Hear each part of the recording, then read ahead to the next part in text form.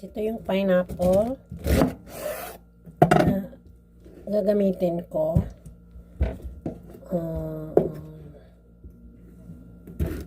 Ayan. Tanggalin lang natin yung matigas. Habang pinapakuluan ko siya, lagyan ko siya ng asin at otoke at paminta, guys. Ayan. Pakuluan lang natin hanggang lumambot siya. So ngayon naman, guys, yung yung chicken breast, natin pag anong tawag nito?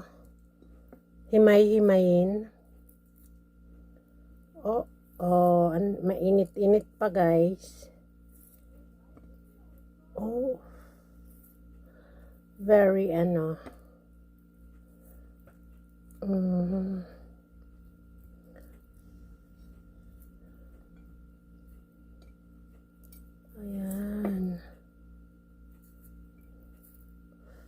Ayan. Ang init. Basta ay lang siya. Kailangan din natin, guys, ang cucumber. Ito. Lang natin yung mga dulo.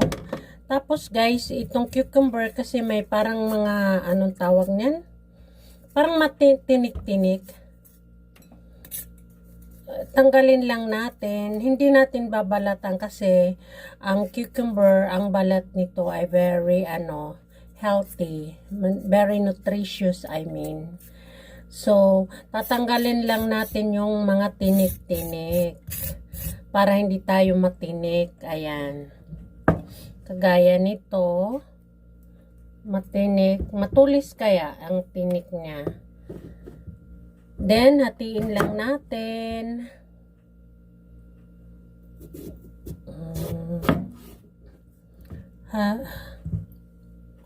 Hatiin, tapos hatiin pa rin. Slice na siya. You have to be very careful because the knife is very sharp. So,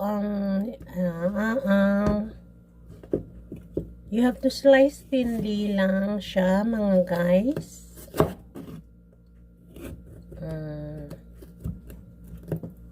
I am very scared because the knife is very sharp.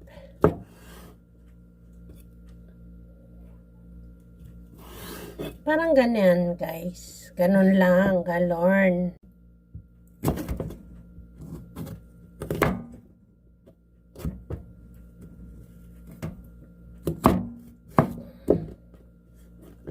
Oh dear.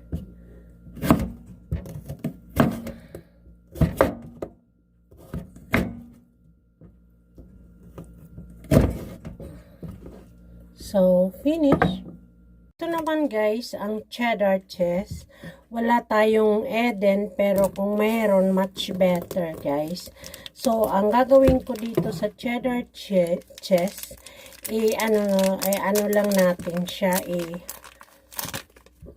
i-cut into half. Cheese, cheddar siya, guys. At slice natin. Charot.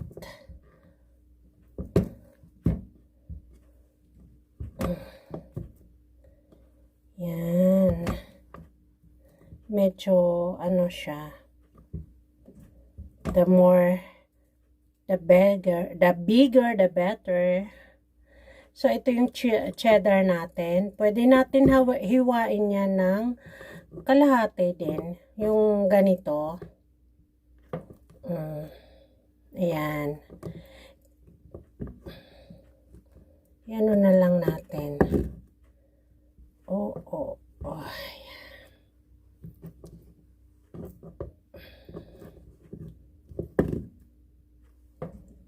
Ito naman, guys, introducing rice paper. Ang tawag dito, wall lamsam. Rice paper siya, guys. Kailangan natin ng rice paper.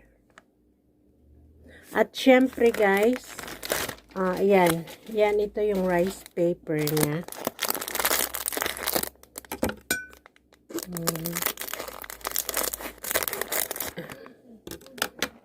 This is very healthy. Tapos, itong rice paper, iaano natin dito sa tubig. Yung, ang tawag niyan, isusok natin para mabasa, para lumambot siya. Yan ang purpose niya, guys. Ito kung Vietnam ang tawag nito, Vietnam foods, ginagawa itong ganito.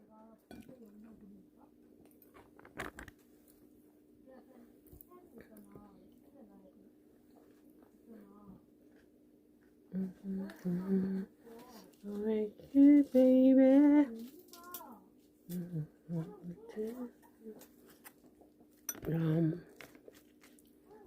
I know how much I miss you, baby. You. Cheese, cheese, cheese.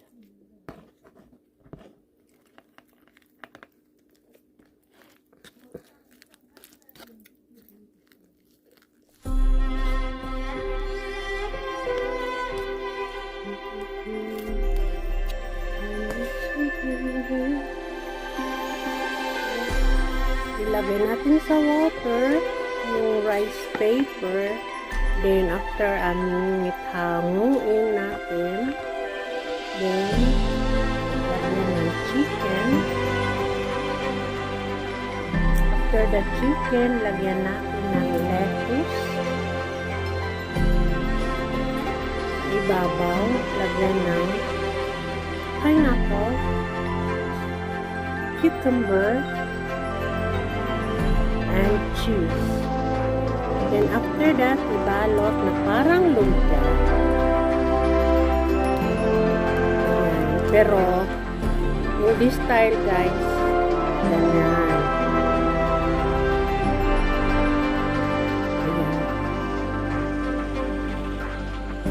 Kita yung chicken dito. So, after guys, lagyan natin ng sesame oil para hindi magka-dikit-dikit yung ginawa natin. Ayan, nagdidikit-dikit na sila. Kaya lalagyan natin ng sesame oil para hindi sila, kung ganon sila ka-close, nagdidikit talaga, as in close sila. So, lalagyan lang natin ng sesame oil para hindi na sila mag-close. Mag-close man sila, hindi sila didikit. So, try ko na guys kung anong lasa. Ano sa dip sa chili.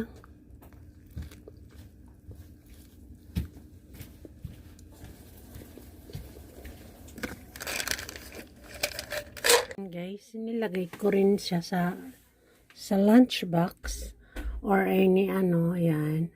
Ngayon, this is very convenient din kung nagwa-watch kayo ng nyo. Maganda ito guys kasi very healthy and nakakabusog talaga. So, I hope na masarap siya sa sweet chili sauce na May ginawa ako guys na chili sauce. Chili sauce. Anuhin nyo na lang guys. Antabayanan nyo sa aking pag-upload. So, I hope na nagustuhan nyo ang recipe ko for today. Thank you for watching. Bye!